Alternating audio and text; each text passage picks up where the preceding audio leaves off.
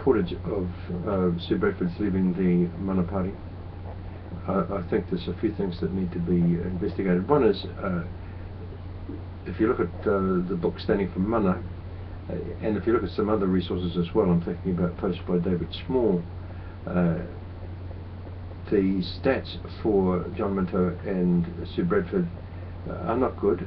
So you have Hirawini in Northland, you have people in Rotorua and elsewhere outpolling them, and that is really strange, because Sue was given pride of place really in the Mana lineup last election.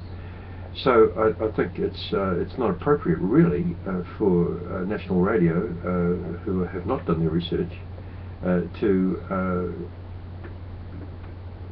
really centre on this departure of Sue, because I think the scheme of things is not being reflected properly. So that's that. But secondly, I do think that we need to look at what Sue herself is saying, because in some ways she's right.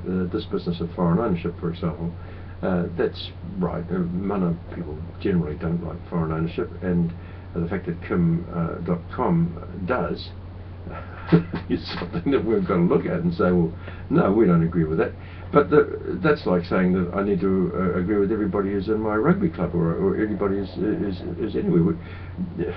In any society or group of friends that I belong in, and I don't do that, and I'm sure most people don't, simply because at the end of the day it's to do with the agreed policy. Now then, I think there is a real need, and Sue is really putting a finger on it, for the Internet Party and the Mana Party to really come out with what the position is with respect to things like foreign ownership. Critical, absolutely critical.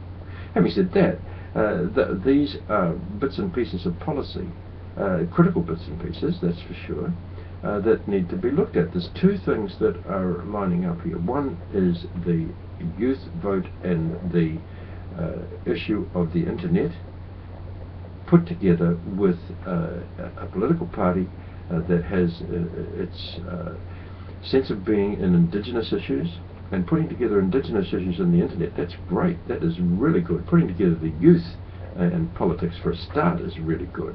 Putting together the dispossessed youth, which is what this is doing, and what Hone Harubira and the Mana Party stand for, with the internet and the highways and byways of the modern world, is a very good thing to do. So there's a lot that's being missed here, I think. I don't think I don't want to put Sue Bradford down in any way, shape or form, or whatever, because I think the points she raises are very good points. I do think that there's a misplacing going on here, where one, the effect of Sue Bradford leaving the Mana Party, given last time's results, and that's what you've got to go on, whatever you do in politics, is you have to go on results, is not good. I just don't think it's good journalism. I also don't think that failing to look at the proper issues here, and I know John Armstrong in the Herald actually looking at the issues, I think, fairly, that this is just not good journalism. So that's really all I've got to say on it. I don't want to put Sue down, and I don't want to necessarily make a big deal of it either. I think Sue Bradford leaving the Mana Party is an issue for an individual person, and good on her for making her views known. But as far as the rest of it's concerned, there's really not a lot of substance to the actual report.